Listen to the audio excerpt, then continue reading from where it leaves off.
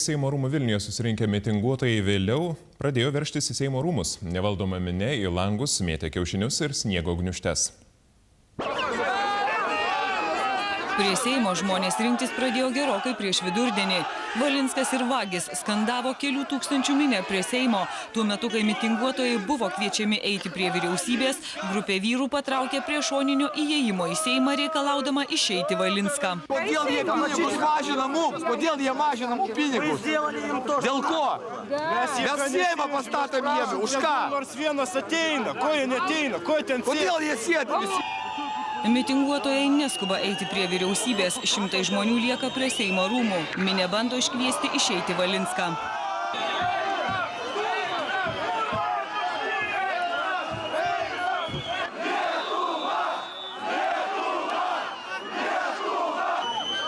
Įėjimą į Seimą saugo keli policininkai, viešosios saugos tarnybos pareigūnai su specialia ginkluote kol kas viduje.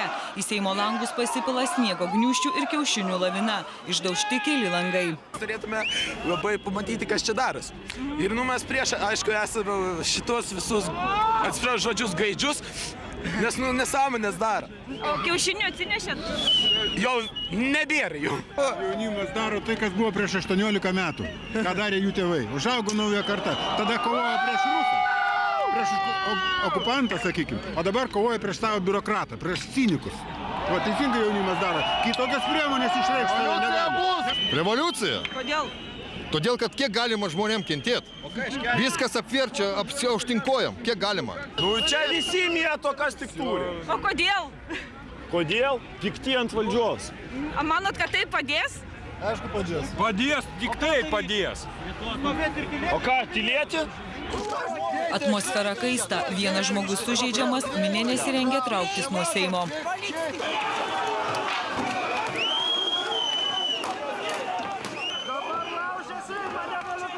Policija minią vaiko paleisdama dujas, tačiau jis skirstosi vangiai. Mažiausia sužeisti 4 protestuotojai ir 1 policininkas. Dabar telefonu kalbame su Vilniaus policijos vadovu Kęstučiu Lančinsku. Labadiena, pone Lančinskai. Labadiena. Sakykite, kokiomis priemonėmis policija tramdė susirinkusius riaušininkus, piketuotojus? Visomis, kokios leidžiamos įstatymų. Ar galėtumėte jas išvardinti? Tiek pasyviom priemonėm, tiek paskui, kada protestuotojai pradėjo naudoti jėgą, mėtyti įvairiausius daiktus, daužyti langus, tada buvo panaudota jėga prieš juos. Kokia tai buvo jėga? Ar tai buvo ašarinės dujos, ar tai buvo ginkluotė? Tai buvo specialios priemonės. Sakykit, ar nustatyti įtariamieji neramumo organizatoriai? Mes dabar dirbam tą linkmę. Gal yra kažkokie konkretūs jau faktai, kuriuos galėtumėt mums? Ikiteisminis tyrimas, nieko negaliu daugiau komentuoti. Dėkoju, tai buvo Vilniaus policijos vadovas Kęstutis Lančinskas. Piketą organizavę profesinės sąjungos teigia apgailestaujančios dėl kilusių neramumų, esą jos žmonės raginę elgtis ramiai, o riaušės galėjo būti išprovokuotos. Svarstoma, ar nederėtų ateityje mitingus iškelti iš miesto centro. Mūsų nuomonė, tai yra tam tikros grupuotės, gal jos specialiai buvo suinteresuotos sukelti šias riaušes, nes matėm ir kai kurių tokių anarchistinių judėjimų dalyvius ir jie neprisidėjo prie vyriausybės, kur pagrindinė minė patraukė prie vyriausybės, o liko prie Seimo ir internete patalpintas būtent lažybų bendrovės siūlymas sukelti riaušes ir laimėti tam tikrą pinigų, gal prie to prisidėjo. Aš tikrai noriu padėkoti teisėsaugos struktūrom, kad pagrindiniai masė jie užtikrino saugumą, kad jie labai gerai atliko savo darbą ir dabar apgailestauti, kad taip įvyko, bet tai tikrai ne mūsų planuos ir noriu atsiprašyti, kas nukentėjo ir kas visą, kad taip įvyko ir net nesuprantu, kodėl taip įvyko. Ar nebus tai kaip treniruotė savotiška, ypač toms struktūroms, tam tikroms ar organizacijoms prieš ateinančius mitingus? Tai gal galima pasakyti treniruoti ir vienom, ir kitiems, ir teisėsaugos pareigūnams, ir jiems, ir sekantį kartą, kai darysim, mes imsimės dar daugiau atsargumo priemonių, gal mėginsim iškelti iš centro, kažkur tai yra tam Vingio parkas ir gal Sereikiškių parkas. Prie Seimo dabar dirba Panoramos žurnalistė Reda Hofmanaitė. Labas, Reda. Labadiena. Kokia dabar situacija prie parlamento? Na, iš tikrųjų, galbūt galima būtų sakyti, lyginant su tuo, kas vyko prieš valandą, kad situacija tikrai ramesnė.